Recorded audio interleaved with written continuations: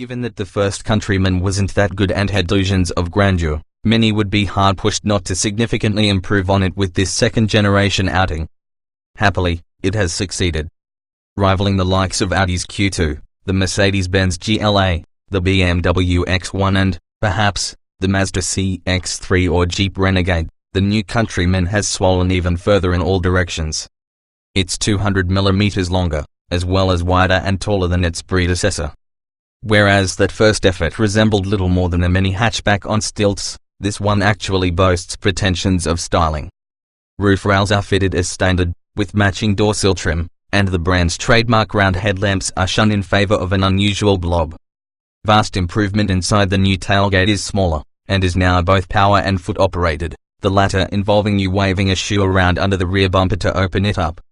The tidy loader space volume is some 100 liters larger than before, and incorporates a nifty option lurking beneath the floor, a picnic bench which folds out without fuss to provide a padded cushion on which to perch while changing into your walking boots, and an extra anti-dog claw flap of material to protect the sill paintwork. On board, much of the symphony of plastics which dominated the first Countryman has been replaced by next-generation many fittings, including the latest center console X speedometer walk, now housing a choice of 6.5 or 8.8-inch multi-information screens. The latter, an option, now has touch-screen capability. Many claims that the new Countryman improves on standard equipment levels of its predecessor to the tune of some £1,900. New free kit includes such goodies as the roof rails, sat-nav, a rear-view camera, 17-inch alloys, Bluetooth and DAB radio and cruise control. Large suite of engines to choose from under the bonnet. An all-turbo, 4-engine range includes 1.5-litre, 136 horsepower, 3-cylinder and S-branded 2.0-litre, 192 horsepower, 4-cylinder turbocharged petrol engines, and a 2.0-litre diesel good for 150 horsepower in standard guise and 190 horsepower with the S appended.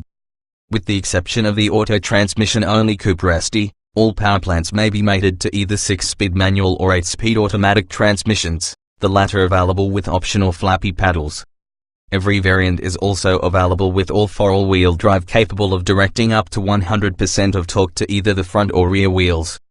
There's also Mini's first ever plug-in hybrid model, the Cooper S E Countryman ALL4, which combines the 1.5-litre petrol engine and electric motor power to deliver range-topping performance of 0 to 62 miles per hour in 6.8 seconds, while, as with all plug-in hybrids, boasting hilarious fuel consumption of 134.5 miles per gallon. The automatic gearbox is a good fit for the larger, family-oriented bulk of the Countryman, with smooth, relaxed changes. Drives like a Mini should helped by a slightly longer wheelbase. The ride's better than before, but not great.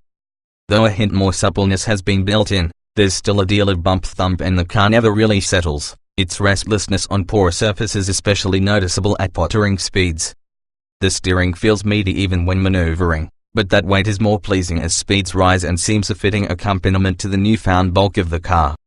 Given its greater heft and added ground clearance, it's no surprise to discover that the Countryman handles very much in the manner of a fat hatchback, all-wheel drive adding useful dollops of extra grip and traction.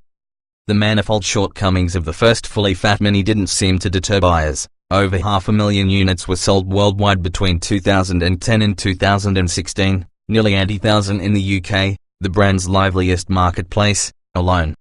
A better car in every department, this new Countryman is more spacious and versatile than before, not to mention boasting a far higher quality interior. If the brand is your bag, and a swelling family demands a swelling car, then Mini has at last conjured an offering fit for purpose. The verdict: the Mini Countryman is a vast improvement over the car it has replaced. The design is more coherent, the interior now feels befitting of its premium price, and there's genuine space for 5 on board. It's also good to drive with an eclectic selection of engines and transmissions to choose from. However, the design won't be appreciated by all customers, and prices can rack up if you hit the options list. Click onto the driving section below to continue reading the full Mini Countryman review. Vast number of powertrains to choose from should be something for everyone. Plug-in hybrid also available. Performance is served up by a range of turbocharged engines, both petrol and diesel, in a range of power outputs, meaning there should be something for most buyers, whether you want something more frugal or something performance-focused. twin-power turbo petrol engines. Kicking off the petrol range is the Cooper, powered by a 1.5-litre 3-cylinder turbo producing 136 horsepower and 220 Nm of torque. It's good for a 0 to 62 miles per hour sprint time of 9.6 seconds, and will reach a top speed of 126 miles per hour when fitted with the 6-speed manual gearbox. Opting for the 8-speed auto takes the top speed down to 124 miles per hour. Opting for a Cooper ALL4 nets you the same engine, power and torque outputs, but with the reassurance of all-wheel drive traction. The 0 to 62 miles per hour time drops to 9.8 seconds. While top speed is 122 miles per hour, this is available with manual or auto gearboxes. Providing a significantly higher power output is the 192 horsepower Cooper S, powered by a 2.0-litre turbo.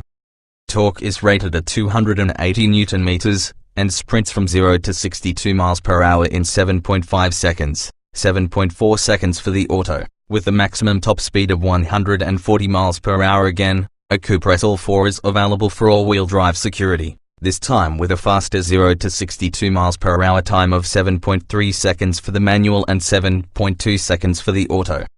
Top speed is 138 miles per hour. Despite the performance figures, this particular version of the Countryman feels less exciting than you might expect, taking longer to whir into life when you put your foot down. Although the auto gearbox is smooth enough, no particular urgency is felt or heard until the turbo comes on song, at which point the Countryman moves along not quite smartly enough to substantiate the claimed performance figures. Happily, all is largely quiet and composed at a cruise, and the powertrain never runs out of oomph on gradients at motorway speeds, without excessive recourse to downshifts. Two diesel options. The range of diesel engines mimics those of the petrols, at least in terms of naming structure. The Cooper D is the entry point to the diesel range, powered by a 2.0-litre turbodiesel unit producing 150 horsepower and 330 Nm of torque. The 0 to 62 miles per hour sprint is taken care of in 8.9 seconds with the manual gearbox fitted, while the auto takes 8.8 seconds. Top speed is 129 miles per hour for both. An all-wheel drive version is also available in the form of the Cooper D ALL4, with slightly improved performance figures. It'll go from 0 to 62 miles per hour in 8.8 seconds in manual form, and 8.7 seconds with the automatic gearbox fitted. Top speed is 127 miles per hour on the move. The 2.0-litre diesel engine feels more than up to the task of hauling the Countryman along, with torque delivered smoothly and cleanly, especially for overtaking maneuvers. Traction from the ALL4 system helps with clean pull-aways, too, while it remains hushed and rarely becomes too coarse, even at high revs. Providing more performance, but remaining economical, is the Cooper S E, powered by a 190 horsepower version of the 2.0-litre diesel found in the Cooper D. Torque is rated at a hefty 400 Nm, providing plenty of punch for overtaking maneuvers, while 0 to 62 miles per hour is dispatched in 7.7 seconds. And it will go on to a top speed of 137 miles per hour. This is the only Countryman not available with a manual gearbox. The Cooper S E ALL4's 0 to 62 miles per hour time falls to 7.4 seconds, and will reach 135 miles per hour. John Cooper Works provides even more performance. At the pinnacle of the Countryman range in terms of performance is the John Cooper Works ALL4. Powered by a 2.0-litre turbo petrol, it produces 231 horsepower and 350 Nm of torque, driven through all four wheels and a 6-speed manual gearbox as standard. The 0 to 62 miles per hour time is just 6.5 seconds, and the car will go on to a top speed of 145 miles per hour. Opting for the automatic version of the JCW doesn't change any of the performance figures. Plug-in hybrid appeals to company car drivers at a more sensible end of the range, at least in terms of economy, is the plug-in hybrid Countryman Cooper S E ALL4. It combines the 136 horsepower 1.5-litre turbo from the Cooper with an electric motor producing the equivalent of 88 horsepower, making a total system output of 224 horsepower and 385 Nm of torque. It'll go from 0 to 62 miles per hour in just 6.8 seconds, making it the second fastest Countryman after the full-fat JCW.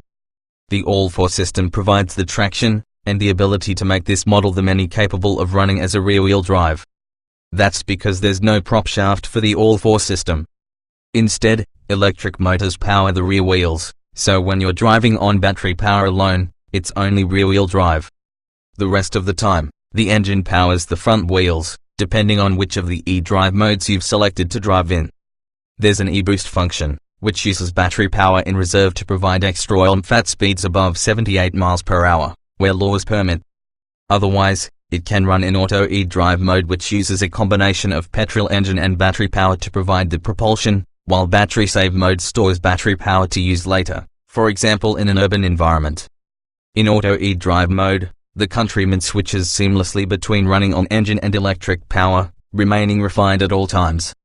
It's nippy too, thanks to instant torque available from the electric motor, and lives up to its Cooper S badge as a result. Fully charged, the plug-in hybrid will travel for up to 26 miles on battery power alone and at speeds of up to 78 miles per hour, and produces just 49 grams/km of CO2. However, it can vary depending on how you're driving.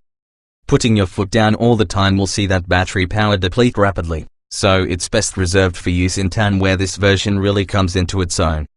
Good body control and little roll, feels agile for its size. All four models add grip and traction. Mini has spent a great deal of money and time ensuring that front McPherson strut and pricey multi-link rear suspension systems guarantee its cars handle with more than a passing nod to the energy of the original Mini.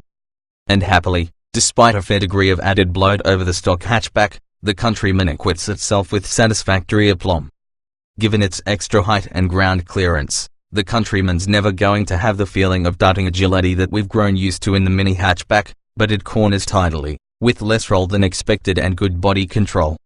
All-wheel drive adds useful amounts of added grip and traction in foul weather, though standing water will still throw it briefly out of kilter.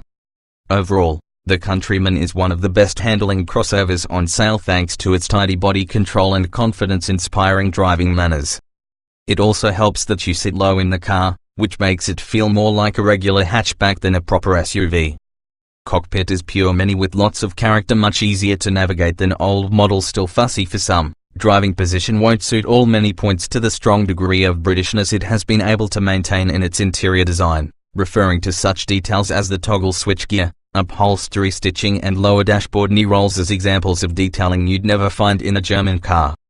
Form over function, that's all very well, but we wonder whether the haphazard feel to instrument and switchgear placement isn't also something we wouldn't find in a German car. Gleefully shedding the plastic fantastic of old, the dashboard of the new Countryman is now laden with stock, latest generation Mini model range kit. Mini aficionados will be delighted, but, to the uninitiated eye, there seems to be very little homogeny here, as if individual components have been styled in separate rooms before meeting for the first time on board. A pity, because the quality of fit and finish seems a significant step change better than that of its predecessor, even if the quantity of switchgear seems overwhelming on first contact. Infotainment is slick and easy to operate. Mostly the central lock still dominates the dashboard, but no longer boasts a speedometer with a face that would pass muster on a grandfather clock. Instead, it plays host to the latest generation of Mini's infotainment screens, a 6.5-inch unit fitted as standard, and an option 8.8-inch unit, which, for the first time, boasts touchscreen operation and Apple CarPlay and Android Auto. The latter is a blessing, because the central armrest makes accessing the rotary controller mounted immediately in front of it uncomfortable, as it's set low down on the center console behind the gear lever. However, spend a little time in the Countryman and you'll quickly learn the ins and outs. The infotainment system is derived from BMW's iDrive, meaning it's easy to operate, despite the many menus, and you can forgive the amount of similar-looking buttons and toggle switches because, at least, they're interesting. You can't beat a starter button that glows red before you start the car. Lots of adjustment in the seats, plenty of space to get comfortable, firm suspension compromises ride once you've hiked the seat up a fair degree to see over that imposing cliff of a dashboard. The driving position, and the front seats themselves, are perfectly comfortable. The wheel adjusts for each and rake, and is, if you can find a bit of it, not littered with switchgear to hold, also a well-sized, comfortable fit. Not all drivers will find it easy to get comfortable quickly, though. The pedals feel far away for those with smaller legs, especially noticeable when you need to depress the clutch, that can lead you to feeling too close to the wheel just to be able to reach. In turn, you may need to move the seat up higher, which feels fine in terms of visibility, but then you're jacked up high above the dashboard and center console, which makes things difficult to reach. Take some time to adjust the seat, steering wheel and mirrors to find the perfect position though, because you may find yourself making small adjustments on the move if you do it in a hurry. Plenty of space in bigger cabin. Some 75mm of extra length has gone into the wheelbase of the new Countryman, and most of that has been dedicated to welcome extra knee room for rear seat passengers. The sliding rear seat bench is split 60 hours 40 minutes while the folding seat backs are split 40 hours 20 minutes 40 seconds. Mini claims 5-seat status for the Countryman, but possibly not ideal for long journeys. The car's pretty quiet while cruising, with road noise and, predictably given the upright stance of the windscreen, wind noise vying for dominance in a cabin which requires only a modest hike in voice volume to allow conversation at motorway speeds. Harsh ride compromises comfort, all of which would prove more admirable were the car not let down by its ride quality. Every single version in the Countryman range is badged Cooper, leaving nagging suspicion that everything has been wound a tad too tight in the undercarriage department to ensure a degree of handling worthy of the moniker. And that's okay if you're flying along on a respectable road surface, but at gentler, family car speeds the Countryman simply refuses to settle down. Even the fair degree of bump and thump over larger divots and ruts would prove acceptable were it not for the constant fidgeting of the body on anything but mirror-smooth surfaces. Irritating. Generous equipment list as standard, even more to be added at extra cost. Don't go too wild with your spending. Mini says that standard equipment levels have been bolstered by £1,900 worth of extras compared with the previous Countryman, making value for money much better than before. Standard Mini Countryman SUV equipment. A standard Mini Countryman comes with the following kit: 16-inch alloy wheels, sat-nav, DAB radio, Bluetooth phone connectivity, air conditioning, keyless start, rear view camera, cruise control, roof rails, automatic lights and wipers, 40 hours 20 minutes 40 seconds, split folding rear seats on top of a standard module. The Chili Pack adds different style of cloth sports seats, keyless entry, storage compartment, pack, mini driving modes, climate control, LED headlights, LED fog lights, 17-inch alloy wheels, 18-inch for Cooper S and SD. Alternatively, the John Cooper Works Chili Pack adds the Chili Pack equipment, plus 18-inch JCW alloy wheels, JCW dorsal finishes, steering wheel and gear lever, bespoke body kit with JCW badges, black headlining, optional Mini Countryman SUV accessories. The options list is where you can add a bewildering array of extra equipment that could add a significant amount to the price of the car if you don't control yourself. Many are bundled into packs, which are expensive but represent a saving over choosing the options individually. Media Pack XL adds a wider infotainment screen, a more advanced sat-nav system with 3D mapping, connected services, internet access for searches, wireless charging and a 20GB hard drive. Mini Yours Pack, leather upholstery, different trim finishes for the dashboard, slightly different steering wheel. Mini Tech Pack includes the Media Pack XL, head-up display, Harman Kardon sound system upgrade and rear view camera. Mini Activity Pack, larger fuel tank, electric tailgate, nets for the boot, adjustment for the rear seats, picnic bench in the boot. Various other individual options can be added in the form of metallic paint, alloy wheels, contrasting roof colors and stripes, interior trim and seat fabrics.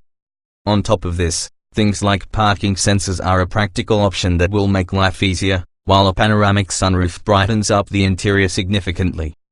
The Mini range can be confusing for some, as many options are bundled into packs, but also available individually if you want to pick and choose.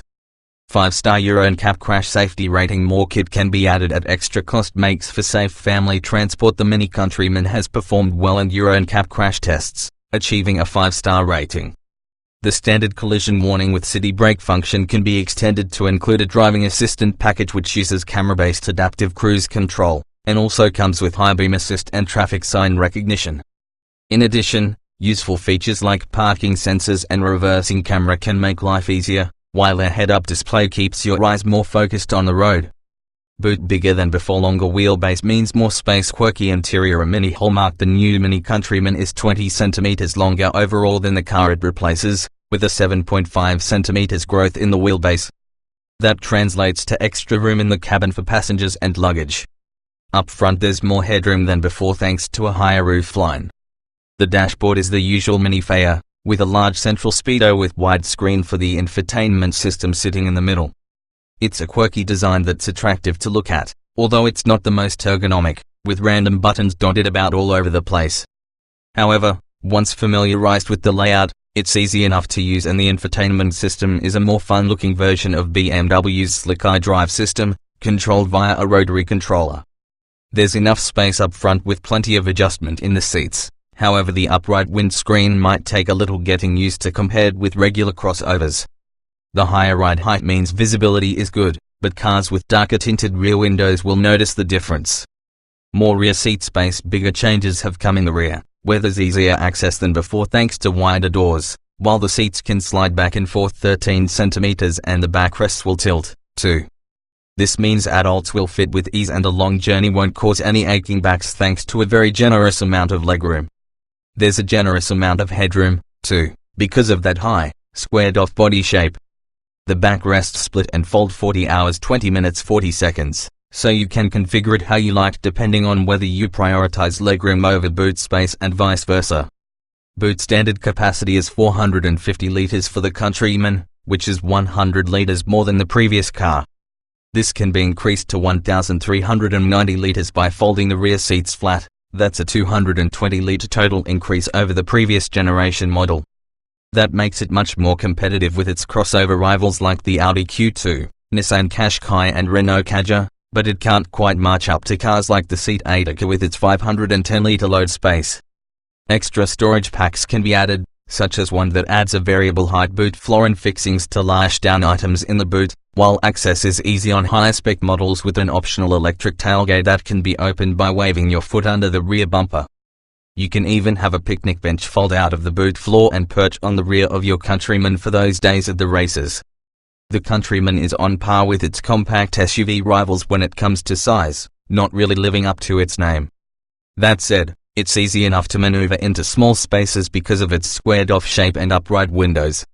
Where you might struggle is judging exactly where the front of the car is. Make sure you add parking sensors, and if you're sitting particularly low down. However, the mirrors are big, which makes it easier when parking, and on the road it feels much smaller than its size suggests. Boot space has taken a huge leap forward over the previous Countryman, with 100 liters more space on offer, while more flexible features such as a split-level boot floor and a variety of nets help keep smaller items in check. Storage inside the car is good too, with plenty of cubbies around the center console and reasonable-sized door bins present and correct.